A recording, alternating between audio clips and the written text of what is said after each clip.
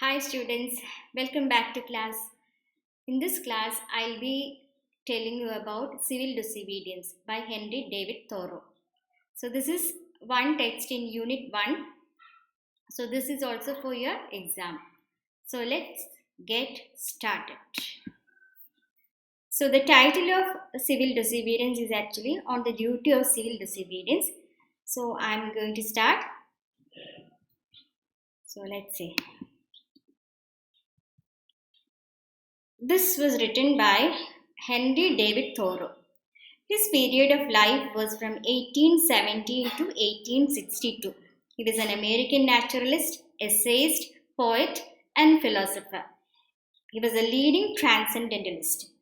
Trans, Transcendentalism was a movement in the 19th century.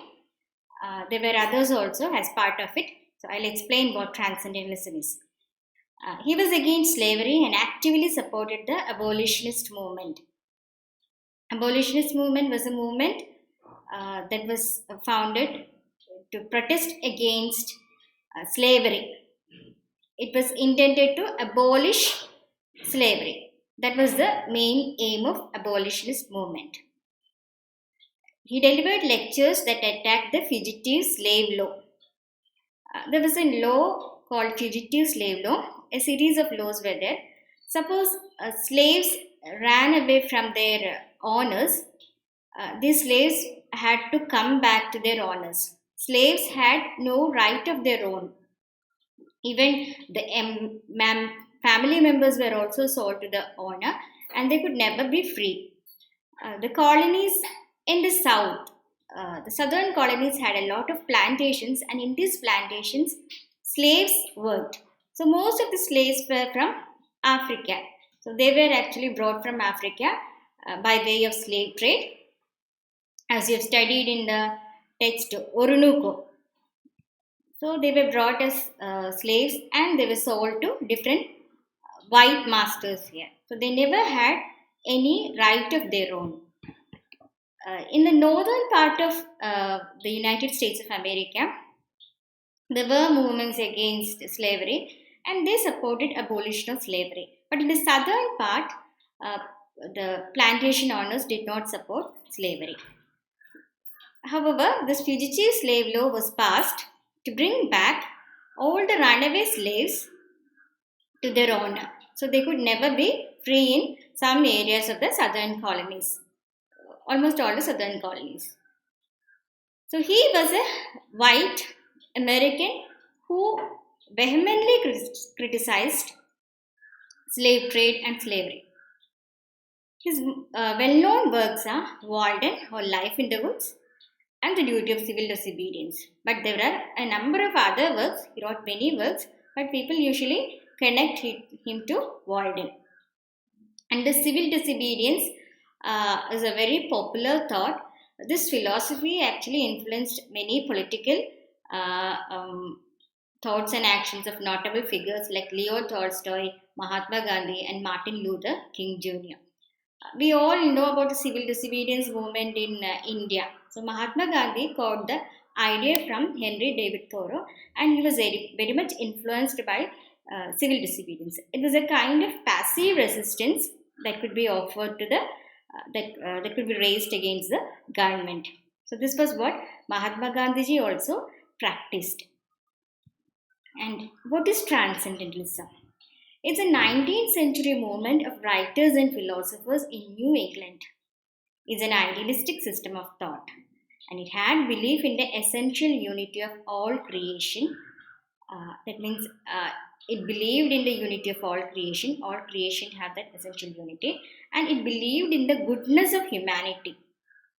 Human beings are by nature good, the circumstances make them bad. So, that kind of a belief it had. That's why it believed in the innate goodness of humanity. And as a result, it believed the power of insight. So, that's why it stressed the supremacy of insight over logic and experience for the revelation of the deepest truths. So, instead of trying to find out things by logic and logic, he asserted that insight would be helping. So even experience also sometimes may change. So even the deepest truths could be found by the insight. So intuitive truths actually he used to say. So what he stressed was more on intuitive truths or the insight. Sometimes the insight will say that we have to do this, we should not do that. So that kind of a thing was what he stressed. That is, insight will be given by conscience. We all human beings are born with a conscience. The conscience will tell us what is wrong and what is right, what should be done and what should not be done. So he believed in the power of conscience, the conscience which gives the deepest truths. And this particular movement was influenced by German transcendentalism. A pioneer of this transcendentalism was Ralph Waldo Emerson. You have to study American Scholar by Ralph Waldo Emerson in Unit 1. And another one was Thoreau. Okay, of course, he was also a part of this. And both Emerson and Thoreau were very good friends. And we can find Walt Whitman, Margaret Fuller. So all of these people were members of this transcendentalist movement. And I have to speak something about Mexican American War to tell you about on the duty of civil disobedience. So this Mexican American War was a war between the United States of America and Mexico from 1846 to 1848. In the last class, I told you about 13 colonies, how these 13 colonies fought against England and it won independence. It declared its independence and later by a treaty, independence was given to it. And one by one, colony started becoming a part of the United States of America. So at that time, we could see 13 colonies. Later, the United States started extending its territory. So by 1846, almost 27 states were there as part of the United States of America. So Texas was not a part of America at that time. Texas was a part of Mexico till 1836. Texas is very well known now. There are many Indians who have settled in Texas. So it was a part of Mexico only till 1836. In 1836, on March 2nd, Texas declared independence from the Republic of Mexico. Till then, it was Mexico's part only. It wanted to be a part of the United States. It did not want to be a part of Republic of Mexico. So it actually wrote a letter for annexation to the United States. But it was not accepted by the then government because they thought that the annexation of the annexation of Texas will create disturbance or discrepancy in the distribution of power between northern colonies and southern colonies. Okay, the slavery was there, so that would be bringing some kind of an unrest. That's what they thought. So they did not actually immediately accept the letter for the annexation of the United States. So according to a treaty signed by the Mexican general, the Mexico actually considered Texas as its part only. Though Texas declared its independence, so they considered Texas as territory of Mexico. In 1845, the then president James K. Polk took measures to annex Texas. So he actually came to power. He was a democratic ruler. He came to power with and he actually placed this kind of an issue on the platform of election, and he took measures to annex Texas.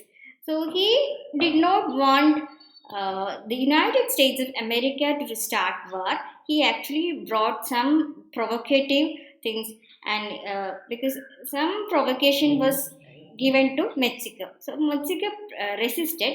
So when Mexico resisted and it started fighting against the United States of America, the United States of America declared war. So that was how it led. The war began. So United States actually did not try to put the blame on itself. Instead, it just wanted to show that it was Mexico that started war. So that was actually the tactics of the US at the time. And we have to know about Mexican American War. It is also called the Mexican War because Ralph Waldo, Henry David Thoreau, he criticizes America's involvement in Mexican War. That means he criticizes America waging war against Mexico. And let's come to Civil Disobedience. It was published in 1849. The original title was Resistance to Civil Government. Thoreau was imprisoned for a day, refusing to pay poll tax meant to support America's war with Mexico. So there was a poll tax, and this tax was actually a tax that would be supporting America's war with Mexico. So this was something Henry David Thoreau could not accept, as war with Mexico was against his conscience. He did not pay poll tax. And he wrote a letter from jail, which was later integrated into Civil Disobedience. His protest against America's war with Mexico and slavery are the major concerns in this essay. So he speaks more about his criticism of the government, and war with Mexico is not at all acceptable.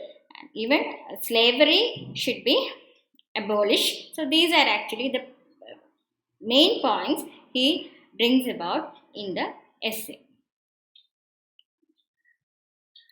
So how does he start the essay? So he actually starts with this line, that government is best which governs least. Government is liable to be abused by the people in power. He points out a case of Mexican War. So government will definitely rule its people. So any government that does not try to impose many laws on the people is the best government. That is what Thoreau says. So, because as many laws are imposed on people, it will stifle the life of the people. People will feel suffocated in such kind of an administration. So people will be given liberty, and this liberty will not affect the liberty of others. So that will be good. So that is what he says, that government is best which governs least. That is how he starts the essay. And what is the problem with the government? See, when government can be used in different ways. That means people in a democratic government, the majority of people will rule. That is the meaning. The majority wins. So a government is possible to be abused. That means if the people in power are not ruled according to conscience, if they don't have ethics, what will happen? The rule will also be unethical. They will be imposing unethical things on its subjects. So he says that government is liable to be abused by the people in power. He points out a case of Mexican War. So if we just think about a Mexican War, the United States of America need not actually wage a war against Mexico. So that is again a kind of inhuman thing when he looks at the circumstance from, or when he looks at that aspect from the point of ethics. So that is why he says that it is liable to be abused by the people in power. And when he just thinks about American government, what is American government? American government has changed a lot. If you remember the formation of American government, it had a lot of dream.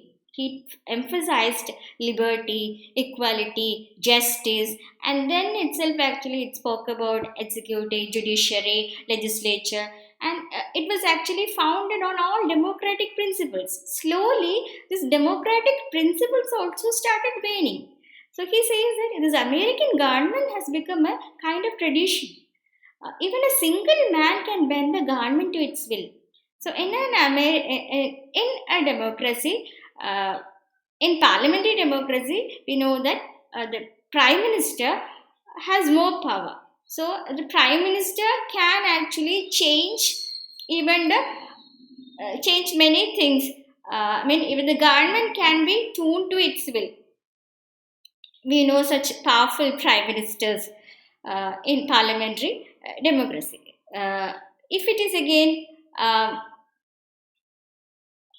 presidential democracy, okay, so here uh, this democracy, that is the United States of America, presidential democracy, the president is the most powerful person. So he actually can change even others will also. He can change the government according to his needs and according to his will. That's why he says that a single man can bend the government to its will.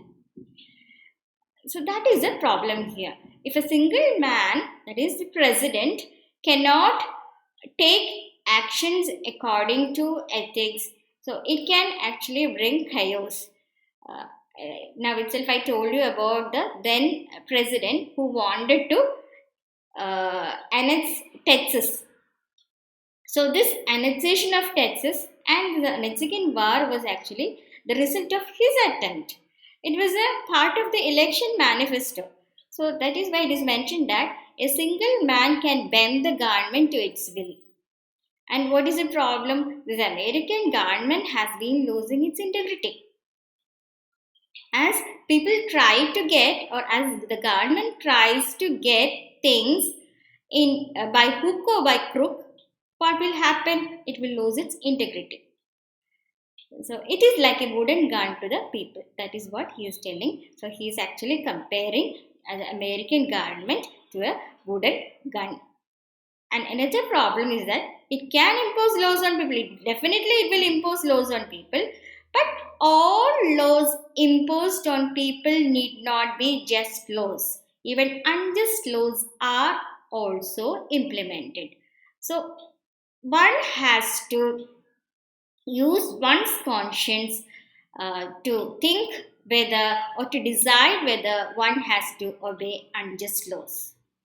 He calls for a better government, not for no governments. He doesn't say that government should not be there at all. It's not that. It is actually what he points out is a better government. A better government will be helpful to society. It's not a no government kind of situation. So to speak about American government, he uses the metaphor of machine. So it's like a machine. Okay, so this machine will sometimes get wear and tear. So sometimes there will be friction.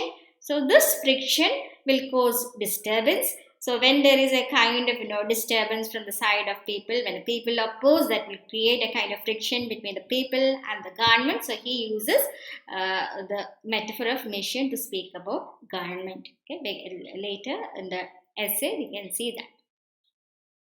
And that is what he speaks about American government.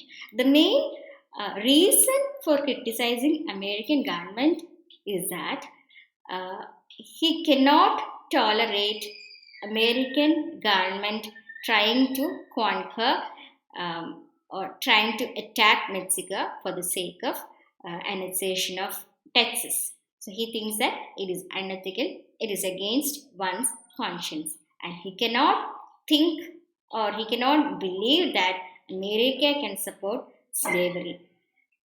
So that is what he thinks here. And now he brings a point of conscience and laws.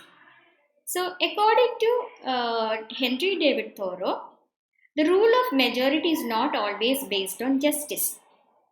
If many people say that something is wrong, it need not be wrong actually. If they say that something that is right is wrong, it need not be. So that is why the rule of majority is not always based on justice. So all people may not exercise their conscience. All people may not be ethical. So in such cases, what happens? The problem that arises is that there will be injustice. So what he wants is that majority should be guided by conscience. But Rarely it happens. It does not happen at all. If all people are guided by conscience, then it is good. Then there will not be anarchy. Then it will be ethical. That will be for the benefit of people. So, legislator also should obey conscience. I need not actually speak about the present government. Okay, if you just think about different governments, even about our own um, governments, we can understand that all laws are not implemented on the basis of justice. There are many laws and regulations which deprive people of justice. That is uh, the case in almost all countries. So, if the legislators have the conscience, or if they work according to conscience, then that will be for justice. So, what he says is that legislators should obey conscience. So, many laws which they impose may not be based on conscience. So, he points out that one should obey one's conscience rather than unjust laws. So, here he points out this because he was asked to pay tax to support the war against Mexico. His conscience does not allow him to support war against Mexico. So, paying tax for that purpose is unjust according to the view of Henry David Thoreau, according to ethics, according to conscience. So, the law that tells him to pay tax for the sake of for the sake of supporting America's war against Mexico is unjust. So that's why he says that one should obey one's conscience rather than unjust laws. So he is not ready to obey the unjust law that tells him to pay tax to support or to raise money to wage war against Mexico. One has to obey laws, that's sure, but again, respect for all kinds of laws is not desirable. If you just think about, obeying laws, even unjust laws also we may have to obey. So that is violating the rules of our conscience. Ethics, the code of ethics will be violated. So what should one do? One should actually obey one's conscience more than laws that are implemented or that are imposed on people. That is why he says that one should not obey unjust laws. So, what happens? What is the consequence if one does not obey laws? If one does not obey laws, naturally one will get penalty for that. One may have to pay fine. One may have to suffer imprisonment. So, there are consequences for violation of law. The government will not actually agree that it is imposing an unjust law. The government will not agree. If all the people actually disobey some laws, some unjust laws, then government will try to protest it. At least government will be forced to change it. So that is what actually happened in the case of India. Gandhiji brought civil disobedience movement, okay, Swadeshi movement and all, you remember. So that was a kind of resistance against the government's measures. So he says that respect for all laws makes people agents of injustice. If you think about police, ministers, legislators, if they just obey laws, if they just impose laws and obey laws, just because that's a law passed by the legislative body, it may bring injustice only. That is why he says that respect for all laws makes people agents of injustice. So, in such cases, what happens is that people serve the state as machines with bodies. The difference is that they are just like machines, but these people have bodies. They are not using the mind, they are not using the brain. So, such people are placed to the level of voodoo stones. Voodoo stones, okay, they are non-living things, they are inanimate. But what happens is that it cannot think on its own. So when people do not think by themselves, and people just blindly follow even the unjust laws imposed on them. They are reduced to the state of a machine. So such people are reckoned as esteemed good citizens. That is again another contradiction here. When people follow all kinds of laws, even if they are unjust laws, the government will consider these people as good citizens because he is following rules and regulations. Even if it is unjust, also he is following rules and regulations. But government will not accept the point that government is implementing unjust law. That is why, in government's eyes, or in the eyes of the people in power, the people who obey all the laws blindly are esteemed citizens only. They are good citizens. But if anybody raises voice against it, that person is bad, that person is a bad citizen, okay, that person is creating nuisance, that person is creating disturbance to the government. So that is how such people are labeled. We know some people who speak about the government are branded as traitors. Okay? Even when government's unjust policies are pointed out, those people are branded as traitors. That is what we see. So when legislators, lawyers, politicians and ministers serve the state, they use their intellect, logic and tactics. But they do not make moral distinctions. They use their intellect, okay? They can use their head, they use their brain, they argue. So, and they use diplomacy, tactics also they will be using for that. But the problem is that they don't try to make any kind of moral distinctions, whether it is ethically good, whether it is ethical or unethical, whether it is according to conscience or not. That these legislators, lawyers and politicians do not think. So that is a problem here. They don't make moral distinctions. There are a number of examples in the present day society, even in India, even in other countries, but I'm not actually pointing out all these things. You can, if you think, you can understand.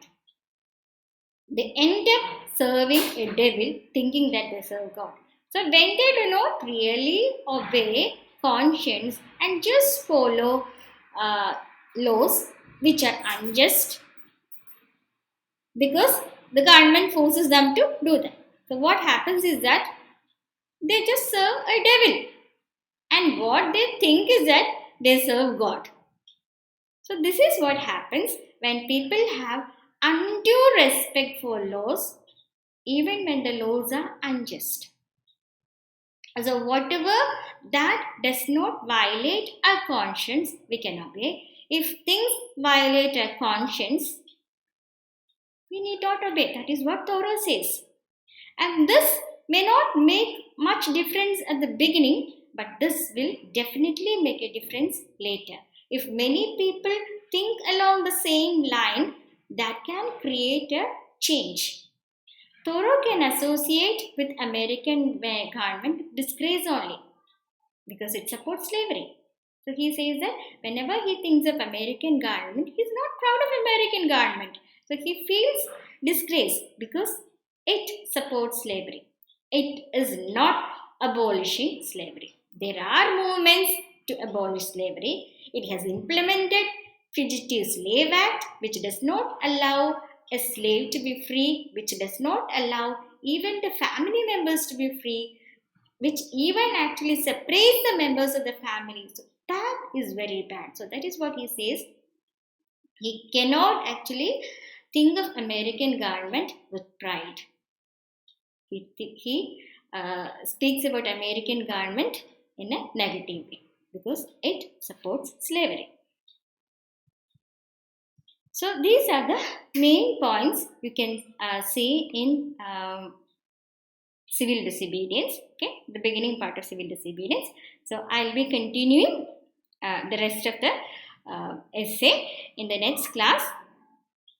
So what you have to remember in this lesson is that he speaks about resistance to government, but this resistance to government should be in a peaceful way. He's not actually telling about shedding blood.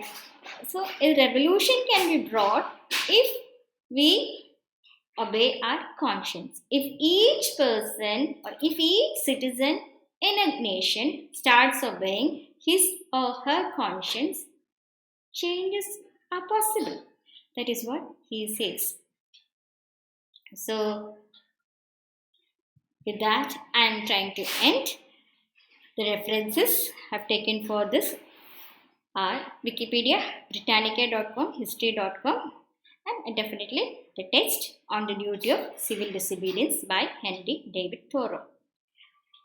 I have sent the full text to the class representative. The class representative will be sharing the text with you all. And in the text, actually, I have marked the main parts, the important parts, so which will help you to study easily. So keep learning. And I'm just given one topic. Why does Thoreau say that respect for all laws is not desirable? I've already explained that one has to respect law, but not all laws. If unjust laws are there, one should actually obey one's conscience. And why he says? Because he cannot support America's policy of waging war against Mexico and even slavery. So he says that. So thank you, students. Study well. So you will have exams, you know that. So keep on studying. And it's not very difficult. The style may seem a bit difficult to you, but if you understand the important points, the concepts, it's easy only. So keep on learning. So bye, students.